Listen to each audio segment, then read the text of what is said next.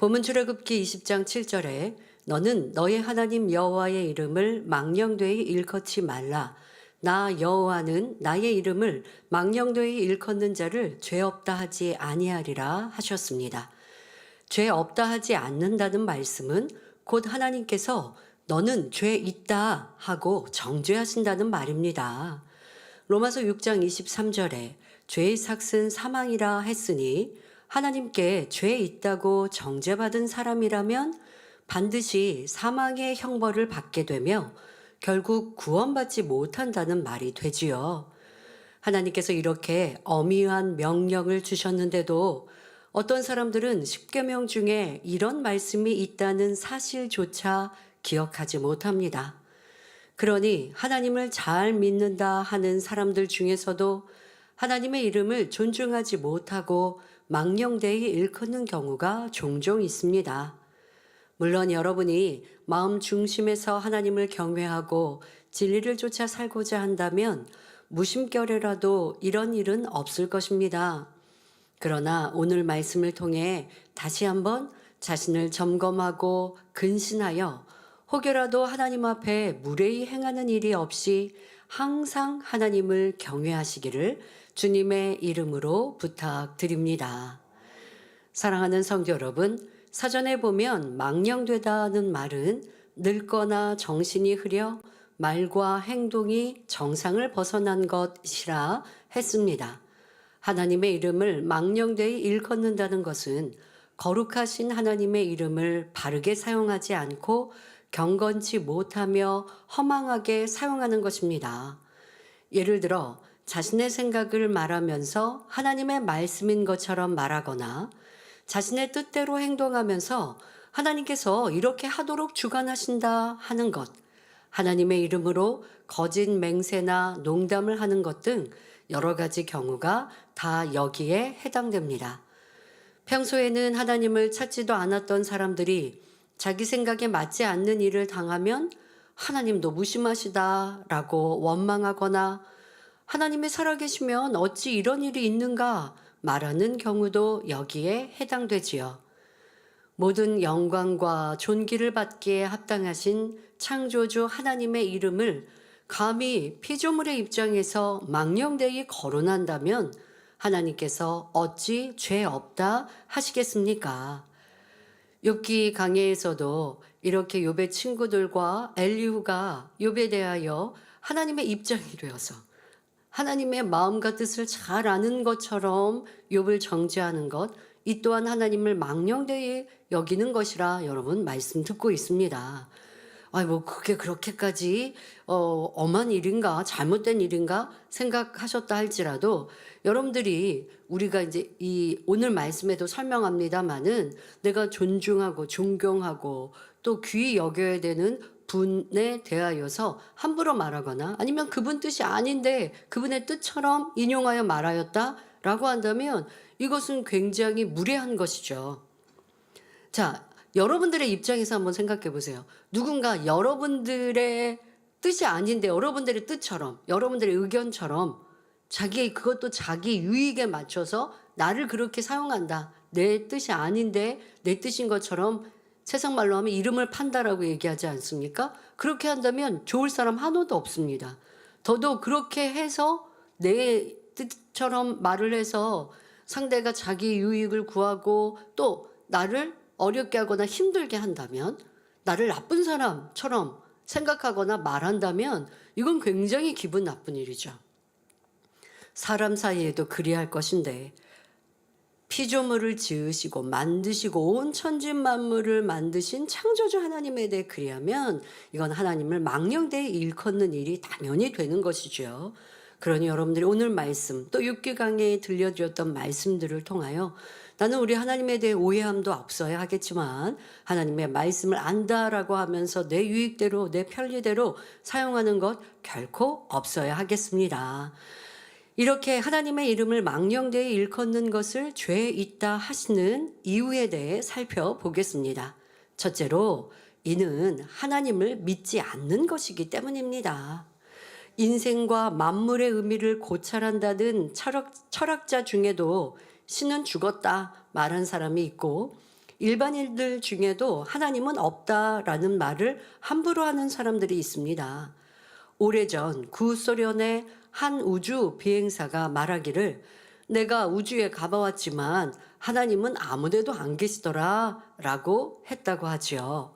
우주 비행사쯤 되면 자신이 탐험한 공간이 전체 우주에 비해 얼마나 작은 부분인지를 너무나 잘 알고 있을 것입니다. 그런데 극히 미미한 우주 공간을 탐험해보고 모든 우주를 지으신 하나님을 자신의 눈으로 보지 못했기 때문에 안 계신다 한다면 이것이 얼마나 어리석은 일입니까? 시편 53편 1절에 어리석은 자는 그 마음에 이르기를 하나님이 없다 하도다. 저희는 부패하며 가증한 악을 행하며 선을 행하는 자가 없도다 했지요. 겸손한 마음으로 천지 만물을 바라보는 사람은 그 안에서 얼마든지 하나님의 창조주 하나님의 증거를 발견할 수가 있습니다. 또한 수많은 전도자들이 있어서 살아계신 하나님과 주 예수 그리스도를 증거하여 알려주지요. 그런데도 스스로 마음을 강팍하게 함으로 하나님을 믿지 않으면서 하나님에 대해 함부로 말한다면 하나님께서 이를 어찌 죄 없다 하시겠습니까? 성도 여러분, 하나님의 이름을 망령되이 일컫는 것이 죄 있다 하신 두 번째 이유는 하나님을 만홀히 여기는 것이기 때문입니다. 만홀히 여긴다는 것은 하찮게 여기며 우습게 여긴다는 말이지요.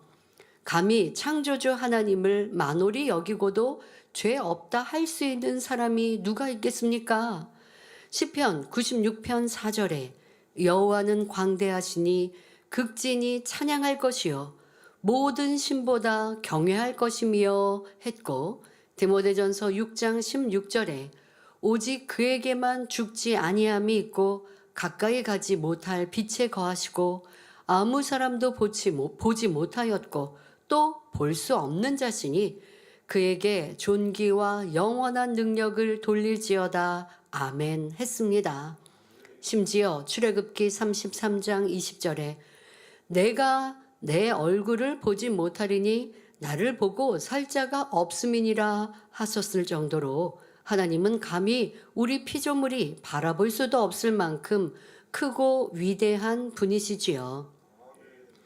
그래서 예전에 양심이 선한 사람들은 하나님을 알지 못한다 해도 하늘에 관한 것에는 존칭어를 썼습니다. 예를 들어 비가 오는 것을 볼 때도 비가 오시네 라고 존칭을 쓰는 것이지요. 비록 여호와 하나님을 알지는 못하지만 막연하게나마 전능하신 조물주가 계셔서 하늘로부터 비를 내려주신다고 생각했기에 비에 대해서조차 이처럼 존칭을 사용한 것입니다. 피조물인 사람에 대해서도 자신의 부모님이나 중심으로 존경하는 분에 대해서는 함부로 이름을 부르지도 않으며 꼭 이름을 불러야 할 때는 존중하는 마음으로 존칭을 붙여서 표현하게 되지요. 하물며 만물의 창조주여 모든 생명의 주관자이신 하나님에 관해서 언급하고자 한다면 얼마나 경건한 자세로 대해야 하겠습니까? 그래서 한때 이스라엘 백성들은 성경을 읽을 때 하나님의 이름을 입에 올리는 것조차 삼갔다고 합니다. 성경에 여호와라는 이름이 나오면 그 이름을 직접 언급하지 않으려고 아도나이, 곧 나의 주님이라고 읽었지요. 그래서 성경에 구약 성경을 이렇게 읽을 때 여호와 하면 가서 씻고 도리어 손도 깨끗하게 씻고 그리고 여호와라고 하지도 못하고 아도나이 나의 주님이라고 읽었습니다. 자, 예를 들어 여호와는 광대하시니 하는 구절은 나의 주님은 광대하시니라고 읽었다는 것입니다. 물론 우리가 이렇게까지 해야 한다는 말이 아니라 그만큼 하나님의 이름을 거론할 때는 겸비한 마음이 되어야 한다는 말이죠.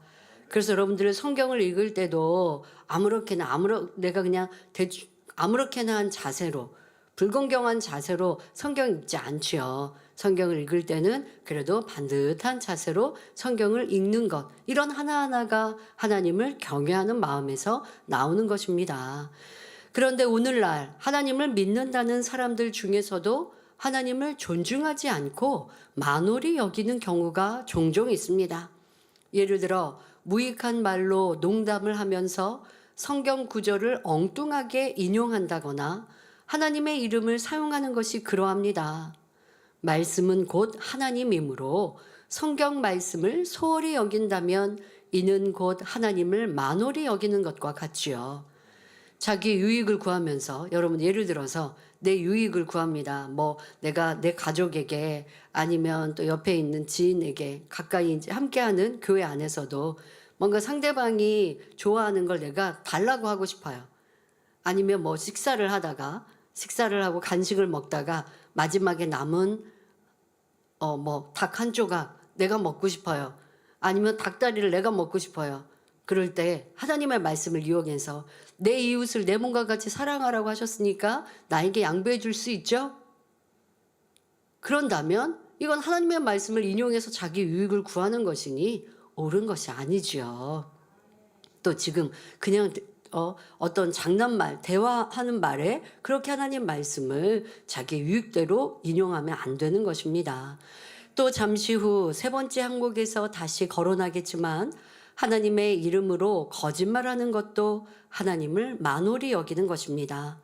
예를 들어 자기 생각 속에 떠오른 것을 하나님께서 이렇게 음성을 주셨다 하거나 성령님께서 주관하셨다 하는 경우이죠. 뭐 신방을 가거나 상대방에게 조언할 때 내가 기도할 때 보니까 당신에게 이렇게 금식하라고 그러면 하나님이 축복 주신다고 이렇게 성령님께서 주관해 주셨다고 성령님이 주관해 주시면 그에게 주관하시지 않겠습니까? 때로는 상대방을 위해 내가 간절히 기도할 때 그에게 필요한 것들을 성령님께서 주관하실 때도 있겠지만 정말 성령이 주관을 하셨는지 더 깊이 살펴보아야 하는데 그렇지 못하고 그냥 내가 내 생각으로 저 사람의 문제가 있는데 해결받으려면 금식해야 될 텐데 이번에 또 좋은 때가 있으니까 금식하면 좋은데 라고 하는 내 생각인데 내 생각을 동원해서 지금 기도하거나 생각하고 있으면서 이거 내가 주관받았다고 이러한 경우 여러분 기도할 때 여러분들의 생각 안 떠오릅니까? 생각 떠오르는 그것이 영의 생각만 있습니까? 육신의 생각도 있는 것이고 여러분 자신을 위해 내가 궁구하고 돌아볼 때도 내가 오늘 하루의 삶을 돌아보는 것 이것도 여러분들이 생각하는 거죠. 그거는 기도할 때 필요한 것도 있겠죠. 필요할 때 아버지 하나님 제가 오늘 하루의 삶 동안 잘못했던 거 부족했던 거 돌아봅니다 하면서 여러분들의 생각을 그러나 그게 육신의 생각을 했다라고 하지는 않아요. 여러분들의 생각과 마음으로 오늘 하루의 삶 속에 잘못되었던 것이 무엇인가를 찾아내면서 입으로 또 여러분들이 토설하시겠죠. 그런 생각은 여러분들 또 필요한 생각일 수 있습니다. 마음을 또 실어서 함께 그렇게 여러분들의 삶을 돌아볼 수 있어요. 그런데 그거 내가 생각하는 거잖아요. 그런데 그걸 성령께서 주관하셨다라고 하면 안 되지 않겠습니까? 그러니까 기도하면서 어떤 마음이 들었어도 이것이 성령의 주관인지 내 생각인지 또 내 마음도 영의 마음이 있어요. 그런 마음에서 이렇게 하면 좋겠다라는 그런 마음과 생각을 품을 수 있는 것인데 그러니까 내가 생각해 보니까 이렇게 하면 좋지 않을까요? 이렇게 말해야 될 것을 성령께서 주관해 주셨어요. 내가 이렇게 주관받았어요. 라고 표현하면 안 되는 것입니다. 자, 이해하기 쉽도록 비유를 들어보겠습니다. 여러분이 만약 제가 전혀 하지 않은 말을 다른 사람에게 전하면서 당 회장님이 이렇게 말씀하셨어요 한다면 과연 저를 존중하는 것이라고 할 수 있겠습니까? 혹은 자신이 원하는 대로 상대를 움직이기 위해서 이거 당 회장님의 뜻이야 라고 말한다면 그 사실을 제가 알게 되었을 때 얼마나 그 상대에 대해서 민망하게 느껴지겠습니까? 지금 좋게 여러분들 민망하다라고 표현했지만 일꾼이 만약에 함께하는 일꾼이 그러한 모습이 반복된다라고 하면 그런 일꾼은 믿을 수가 없거든요. 신뢰가 딱 떨어지는 거죠.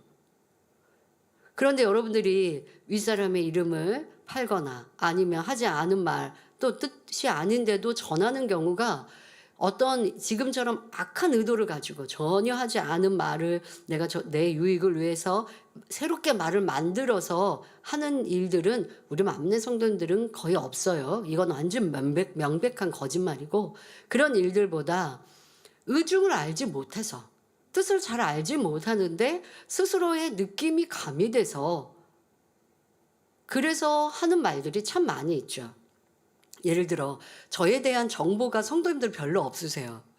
뭐 제가 뭘 좋아하고 뭘 잘 먹고 뭐 어떤 간식을 제가 좋아하는지 사실 일꾼들이나 성도님들이 잘 모르세요. 왜? 제가 이렇게 머리가 돼서 사역을 한 것이 이제니까. 전에부터였다면 여러분들이 저에게 뭘 좋아하는지 물으실 것이고 또 비서들을 통해서 알려고 할 것이고 했겠지만 그렇지 않았기 때문에 잘 몰라요. 그런데 떠도는 얘기들을 보면 제가 들을 때 되게 엉뚱한 얘기들, 나 그거 안 좋아하는데? 이런 것들이 많이 있는 거예요. 그래서 이게 왜 그럴까라고 생각해 보면, 예를 들어서 뭐 일꾼들과 같이 간식을 하거나 또 그러니까 저랑 가까이 매일매일 만나는 뭐 비서진들이 아닌 어떤 뭐 선교회라든가 이런 데서 뭘 접대해 주셨다라고 할 때 제가 맛있게 먹었어요.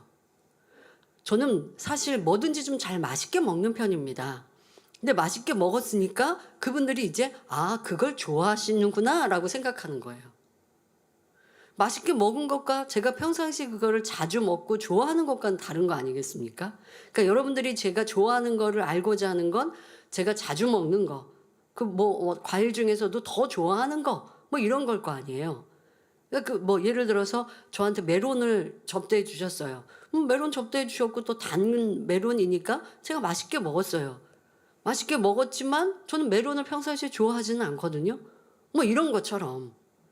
그분이 있었을 때 보고 '와 잘 드셨구나. 그러니까 그거 좋아하시는구나.'라고 생각을 하고 마음에 안심을 했어요. 그다음에 말을 하다 보니까 그때 당회장님 이거 잘 드셨어가 이제 다른 사람이 전달되면 그게 좋아하는 과일이 되더라고요. 그래서 우리가 상대방에 대해서 친하고 잘 알지 않는 이상은 또 전달하기가 참 그렇고요. 또 어떤 경우는 제가 몇 년 전에 좋아하는 과자가 있었다고 해 봅시다. 그래서 그걸 내가 잘 먹는다고 주변에 얘기를 했어요. 그러면 그게 수년 전, 뭐 5년 전, 7년 전, 10년 전인데 지금도 여전히 좋아하라는 법은 없잖아요.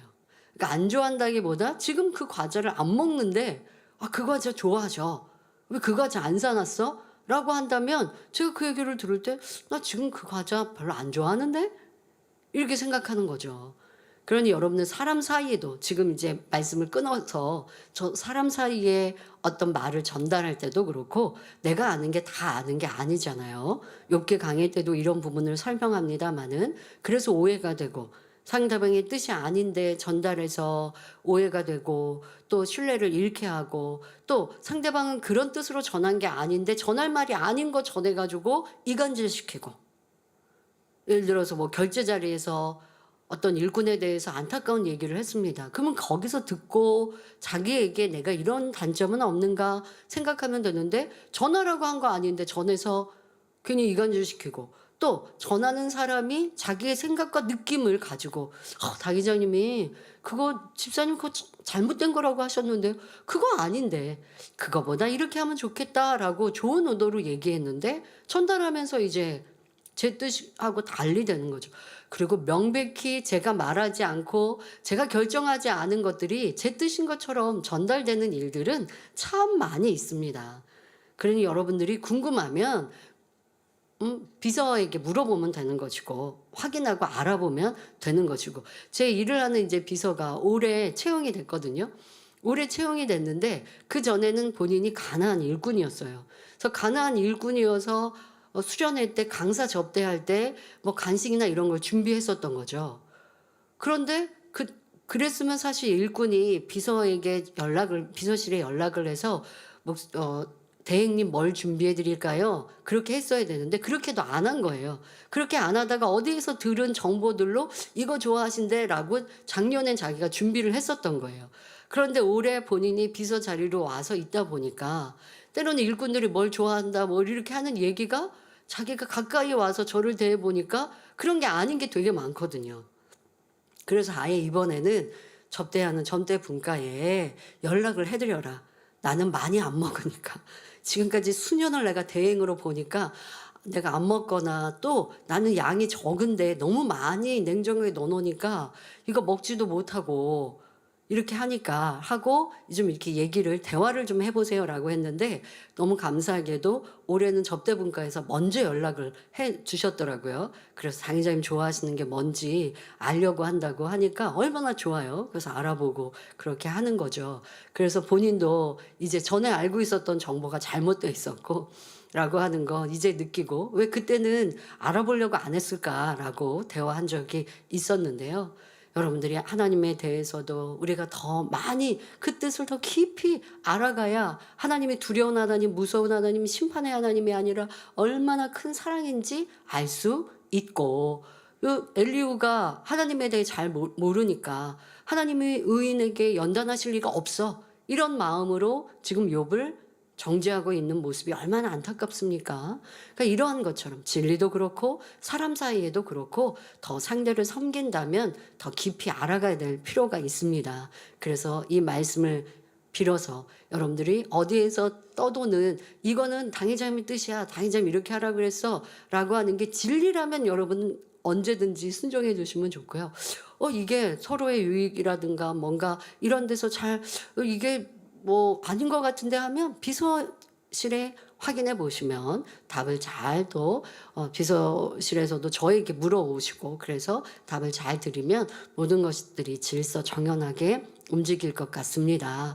자, 이러한 예처럼 여러분들이 다른 사람의 이름으로 헛된 말을 해서도 안 되는데 하물며 하나님의 이름을 거론하면서 헛된 말을 한다면 심히 무례한 일이 되는 것입니다. 전지전능하신 하나님은 모든 인생들의 마음과 생각 그리고 선악간에 행하는 모든 말과 행실을 손바닥에 손금을 보듯이 다 알고 계십니다. 항상 불꽃 같은 눈동자로 모든 사람들의 삶을 지켜보시고 각자가 행한 대로 심판하시지요.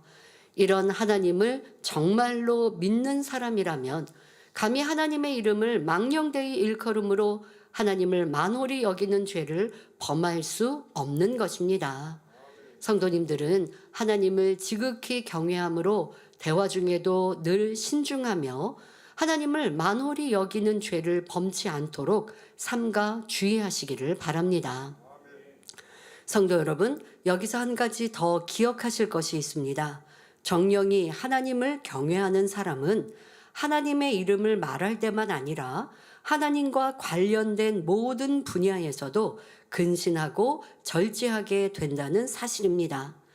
예를 들어 앞에서도 언급한 것처럼 하나님 말씀인 성경 말씀을 대하거나 인용할 때도 하나님을 중심으로 경외한다면 경건한 마음으로 대하게 되지요.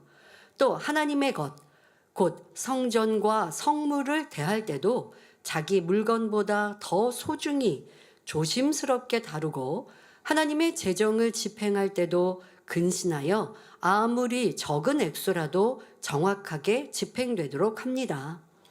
여러분이 만약 교회 재정으로 구비해 놓은 물컵을 실수로 깨트리거나 혹은 성전 안의 거울이나 창문 유리를 깨뜨렸다면 모른 척하고 그냥 넘어갈 수 있겠는지요? 결코 그래서는 안 되지요. 아무리 사소한 것이라 해도 하나님의 것으로 구별된 성물이기 때문입니다. 하나님의 것은 개인 소유보다 더 소중히 여기며 아낄 줄 알아야 합니다. 또 기관이나 선교회 등의 회비로 모인 재정도 개인이 사사로이 사용하면 안 되고 임원들의 회의 후 지출해야 한다는 것도 잊지 마시기 바랍니다. 예를 들면 회계가 아니면 기관장이 저 사람 조금 어려우니까 저 사람 구제해 주세요. 일방적으로 그렇게 정한다든가. 그러면 내가 좋은 사람, 내가 아는 정도 안에서만 구제하게 되는 거죠. 또 더더욱 회계가 내가 회비를 가지고 있다고 그렇게 해서도 아니 되는 것이고.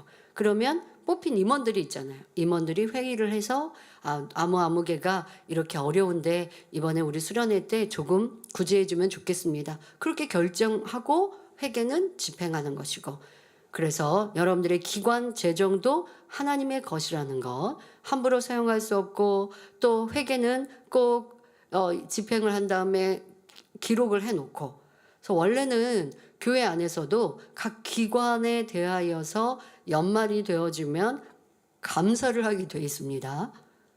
그래서 이거는 교회 안에 원래 왔던 관례입니다. 그래서 올해는 잊지 않고 할 수 있어야 하죠. 기관 재정에 대한 감사는 연합회에서 하면 되고, 연합회 감사는 사무국이나 재정위원이나 이렇게 교회적으로 크게 감사를 하시게 될 거고요. 그래서 이런 일들이 부활이 예전에 하라고 원로 목사님께서 말씀하시고, 또 하나님의 뜻과 하나님의 말씀에 어떤 조그만 잘못도 없어야 하기 때문에 이렇게 우리 가운데 바르게 가르쳐 주신 것이 어느 순간에 그냥 스리슬쩍 사라지면 안 됩니다. 그래서 다시 할 수 있도록 교회에서는 잊지 않고 연말 되기 전에 각 연합회에서는 어떻게 자료를 준비해야 되는지, 또 연합회에서는 기관에서 어떻게 회계 장부를 준비하고, 근데 감사는 회계만 있는 것이 아니고요. 그 외에도 어떤 감사가 있었는지 잘 살피셔서 회복하시고, 모든 부서 하나하나가 하나님의 뜻에 어긋남 없이 진행되도록, 감사한다는 건 누가 잘못된 걸 찾자 이게 아니라 우리가 잘 몰라서 실수하는 것들을 막는 것이거든요. 그리고 감사를 통하여서 내가 그냥 내 마음대로 할 수 있는 것들을, 그로 인하여 죄에 담이 되면 안 되잖아요. 사명자가 사명으로 인해 죄 담음 잠 만들면 되겠습니까? 그러니까 이러한 감사를 통하여서 우리 스스로를 절제하고 경계하는 모습이 될 수 있기 때문에요. 유익합니다. 힘들게 생각하지 마시고 미리미리 준비하시고, 또 항상 이런 것들을 기억해서 실수 없이 만드시면 좋겠습니다. 자, 또한 하나님께서 권능으로 보장하시는 하나님의 사람에 대해서도, 성령의 역사에 대해서 말할 때에도 이 모든 것은 하나님과 직접 관련되는 일임을 기억해야 합니다. 따라서 하나님께서 주관하시고 간섭하시는 분야에 대해 사람이 육신의 생각 속에서 판단하거나 무례하게 말하지 않도록 삼가 조심해야 하는 것이지요. 사울은 심히 악을 행함으로 하나님께 버림받은 자였지만 한때 하나님께 기름 부음 받은 왕이었기에, 다윗은 사울 왕이 아무리 자신을 위협해도 끝까지 그의 생명을 해치지 않았습니다. 하나님께 부름 받았으니 하나님께 맡겨드리는 것입니다. 이처럼 하나님을 존중하고 경외하는 사람이라면 하나님께 속한 모든 것을 경건하게 대하는 것입니다. 사랑하는 성도님들은 하나님의 이름에 대해서만 아니라 하나님과 관련된 모든 분야에서 겸비한 마음으로 행하심으로 혹여라도 하나님을 만홀히 여기는 일이 없으시기를 바랍니다. 사랑하는 성도 여러분, 하나님의 이름을 망령되이 일컫는 것이 죄가 되는 세 번째 이유는 하나님의 이름을 빌어 거짓말하는 것이기 때문입니다. 구약 성경에 보면 이스라엘 역사 속에는 거짓 선지자들이 종종 등장합니다. 하나님께서 말씀하지 않으신 것을 하나님의 말씀이라고 선포하거나 하나님께서 알려주신 예언이라고 하여 하나님이 알려주시지 않았는데 하나님이 알려주신 예언이라고 하여 백성들을 미혹하는 것입니다. 신명기 18장 20절에 이런 사람들에 대해 하나님께서 엄히 경계하십니다. 내가 곧 하나님께서 고하라고 명하지 아니한 말을 어떤 선지자가 만일 방자히 내 이름으로 고하든지 다른 신들의 이름으로 말하면 그 선지자는 죽임을 당하리라 하셨지요. 감히 하나님의 이름을 사칭하여 거짓말을 할 때 그 죄는 사형에 해당한다는 말씀입니다. 하나님의 말씀이 아닌데, 하나님이 그렇게 주관해 주시지 않으셨는데 하나님이 이렇게 말씀하셨다, 이게 하나님의 뜻이다 라고 하면 이게 거짓말하는 것이에요. 그것은 사형에 해당된다고 말씀하십니다. 요한계시록 21장 8절에 두려워하는 자들과 믿지 아니하는 자들과 흉악한 자들과 살인자들과 행음자들과 술객들과 우상 숭배자들과 모든 거짓말하는 자들은 불과 유황으로 타는 못에 참여하리니 이것이 둘째 사망이라 했습니다. 여기서 거짓말하는 자란 바로 하나님의 이름으로 거짓말하는 자이지요. 이와 같이 하나님 이름으로 거짓말을 하여 죄 있다 정죄함을 받게 된다면 이는 스스로 심판을 자초하게 됩니다.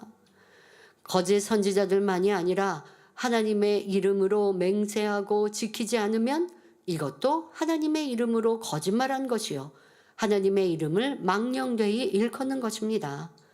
레위기 19장 12절에 너희는 내 이름으로 거짓 맹세함으로 내 하나님의 이름을 욕되게 하지 말라 나는 여호와니라 하신 말씀대로이지요. 그런데 오늘날 하나님을 믿는다는 사람들 중에서도 하나님의 이름으로 거짓말을 하는 경우가 종종 있습니다. 예를 들어 전혀 하나님의 역사가 아닌데도 내가 기도하다가 이런 성령의 음성을 들었다.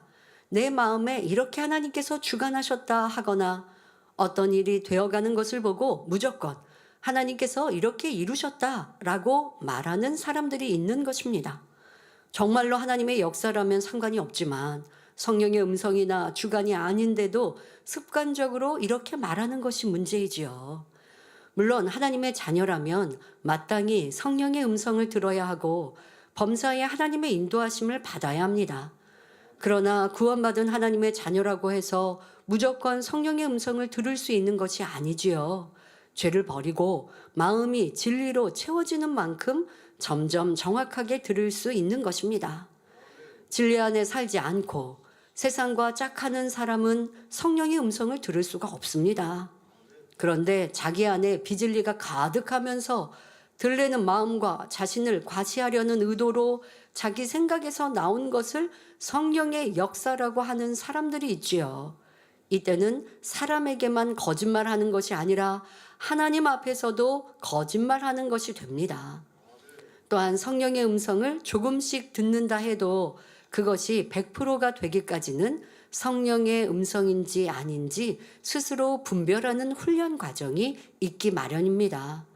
그러니 아직 확실히 분별하지 못할 때는 함부로 성령의 역사라고 단정해서 말하는 일은 삼가야 한다는 말입니다. 성령의 음성뿐 아니라 꿈이나 환상 등 여러 가지 영적인 체험들도 마찬가지입니다. 예를 들어 꿈에는 하나님께서 주신 꿈도 있지만 사람이 자기 생각 속에서 꾸는 꿈이 있고 사단이 역사에서 꾸는 꿈도 있습니다. 하나님께서 주신 것이 아닌데도 무조건 하나님께서 주신 꿈이라 말한다면 이 역시 하나님 앞에서 합당하지 않은 것이지요. 또 어떤 사람이 성령의 이름으로 말할 때 듣는 사람의 입장에서도 신중해야 합니다. 만약 어떤 분이 제게 와서 성령님께서 이렇게 말씀하셨습니다 한다면 아무리 소자의 말이라 해도 저는 그것을 무시하거나 반박하지 않습니다. 만에 하나라도 정말 성령의 음성이라면 제가 그것을 거역해서는 안 되기 때문이지요. 물론 저 역시 성령의 음성을 들음으로 상대의 말이 참인지 거짓인지 분별할 수 있습니다. 그럼에도 제가 기도해서 정확히 알기 전에는 그 말이 성령의 음성이다 혹은 아니다 하고 경솔하게 단정짓지 않는다는 말입니다. 그러므로 하나님의 이름으로 어떤 것을 말할 때는 말하는 사람이나 듣는 사람이나 항상 신중한 자세가 되어야 하는 것이지요.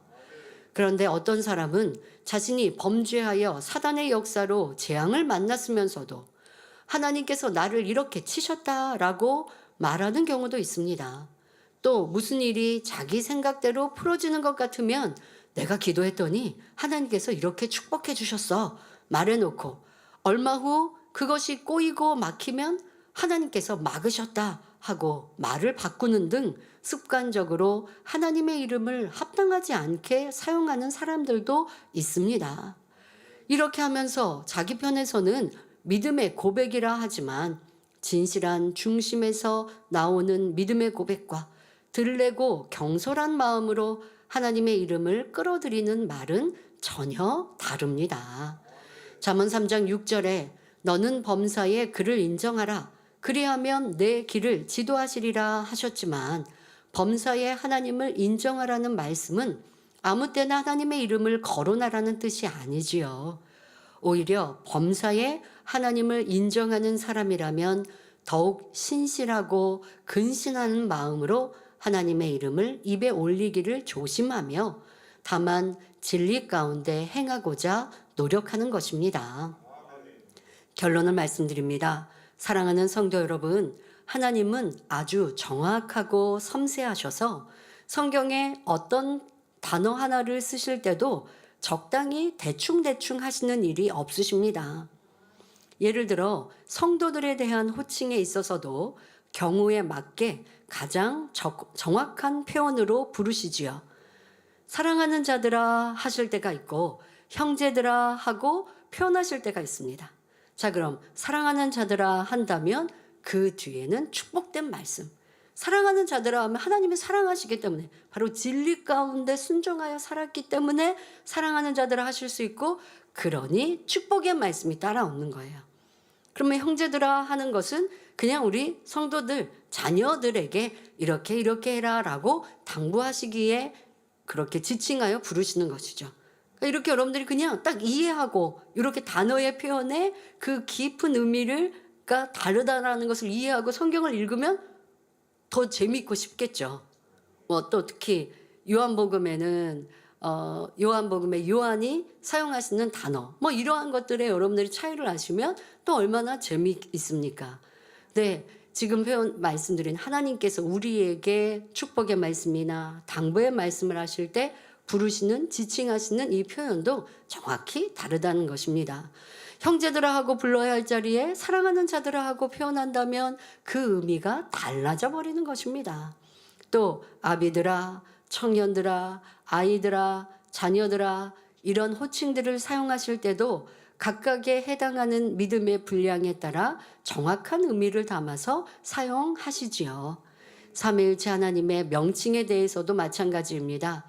하나님, 여호와, 아버지 하나님, 또 우리 주님에 대해서 메시아, 주, 예수님, 예수 그리스도, 어린 양, 주의 영, 성령에 대해서 주의 영, 하나님의 영, 하나님의 신, 성결의 영, 성령, 성신 등 성경에는 삼위일체 하나님의 이름이 참으로 다양하게 나옵니다. 이런 하나하나의 표현들이 의미 없이 쓰인 것이 아니고 너무나 정확한 의미를 담아서 문맥과 상황에 따라 기록된 것입니다. 창세기 강의에는 이러한 설명도 해주시니까 얼마나 감사합니까? 예를 들어 성령님, 성신 같은 의미, 같은 성령님이에요. 그런데 구약에는 성신으로 표현하시고 신약에는 성령님으로 표현하시죠. 왜요? 구약 시대에는 성령님이 우리 마음에 내주하지 않으시기 때문에 외부에서 역사하시는, 그래서 성신으로 표현하시고, 또 신약 시대에는 주님께서 우리를 십자가 지시고 보혈의 피를 흘려 우리의 구세주가 되시고 주님을 구세주로 영접하였고, 또 성령이 우리 가운데 임하셨잖아요. 우리의 영혼들에게 임하시게 하셨잖아요. 그러하니 성령이 우리 안에 임하시는 성령님으로 이렇게 성신과 성령님으로 달리 표현되는 것, 다 의미가 또 깊은 의미가 있기 때문입니다. 이처럼 온전하신 하나님께서는 하나님의 자녀된 여러분도 주 안에서 어떤 것을 말하고 행할 때 정확하고 온전히 행할 수 있기를 바라십니다. 존귀하신 하나님의 이름을 입에 담을 때는 더더욱 정확하게 표현해야 하는 것이고요. 사무엘상 2장 30절 후반절에 나를 존중히 여기는 자를 내가 존중히 여기고 나를 멸시하는 자를 내가 경멸히 여기리라 하셨습니다. 여러분이 하나님을 중심에서 존중히 여긴다면 당연히 하나님의 이름을 망령되이 일컫지도 않을 것이고 범사에 하나님을 경외함으로 행할 것입니다. 사랑하는 성도님들은 크고 위대하신 하나님을 중심으로 경외하며 항상 깨어 기도하여 자신의 마음을 점검함으로 하나님께 오직 영광만 돌리는 삶을 사시기를 바랍니다. 그래서 하나님께서도 여러분을 존중히 여김으로 여러분의 모든 삶과 행동을 보장하시며 여러분을 보배롭고 존귀하게 여김으로 천국에서도 가장 영화로운 자리까지 인도해 주시기를 주님의 이름으로 축원합니다. 말씀 삼가하시면서 함께 기도하겠습니다. 좋으신 아버지 하나님, 오늘은 제3계명에 대해 말씀드렸습니다. 우리가 어찌 피조물로서 여호와 하나님의 이름을 망령되이 일컬 수 있겠는지요. 하지만 신앙생활하고 하나님을 부르며 믿고 경외한다 하면서도 망령되이 일컬었던 것이 무엇인지 이 시간 세세히 말씀드렸으니 이 말씀으로 우리의 언어 습관 또 생각과 또 기도와 우리의 삶을 돌아보아 더 경외하고 거룩한 모습으로 변화될 수 있도록 도와주옵소서. 과거에 혹여 잘 분별하지 못하여 하나님을 망령되이 일컬었던 것이 있었다면 다 용서하여 주옵시고 이제는 더 하나님을 신실히 섬기고 사랑하는 이들이 되게 하여 주옵소서. 감사드리며 우리 주 예수 그리스도 이름으로 기도하옵나이다. 아멘. 환자를 위해 기도합니다. 아픈 것 위에 손을 얹으시고 아프지 않으신 분들은 마음에 손을 가지고 가슴에 손을 얹고 기도받으시기 바랍니다.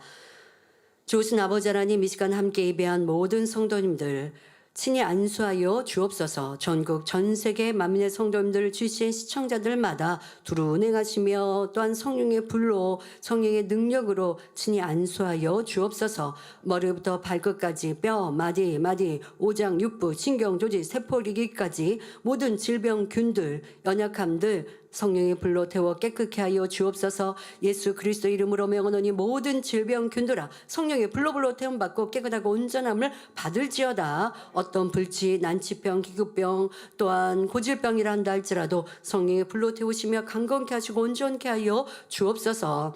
또 코로나 등 이런 온열병들도 깨끗게 하여 주옵소서.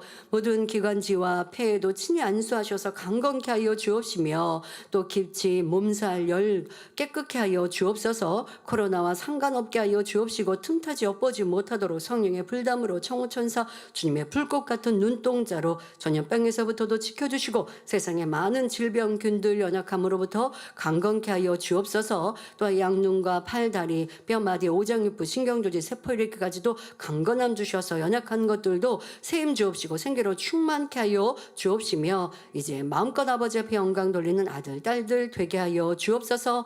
한 주간도 우리 성도님들 가정일터 사업터마다 지키시고 보호하여 주옵시며 평안케 하여 주옵시며 세상 사고 위험에서부터 안전하게 하여 주옵소서. 학생들 학생의 본분도 잘 지켜 행하게 하여 주옵시고 한 주간도 더 불같이 기도하며 깨어있는 복된 성도님들 되게 하여 주옵소서. 전국 전 세계 만민의 지역력 교회에 사랑하는 성도님들도 항상 지켜 보호하여 주옵소서. 감사드리며 우리 주 예수 그리스도의 이름으로 기도하옵나이다. 아멘.